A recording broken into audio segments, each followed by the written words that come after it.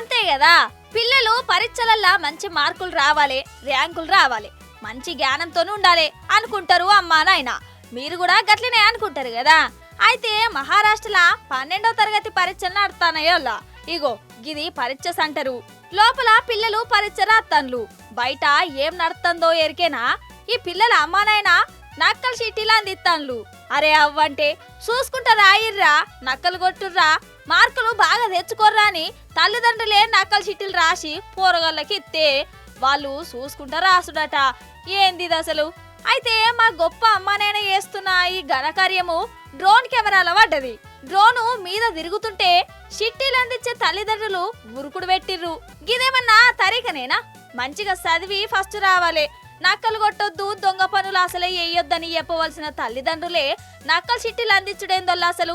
అంటే కొడుకో బిడ్డనో పరీక్ష ఎట్లనో గట్ల పాస్ అయితే చాలని అనుకోవచ్చునా? గదేం పెత్తరికము? పిల్లలకు నేర్పవలసింది గిదేనా?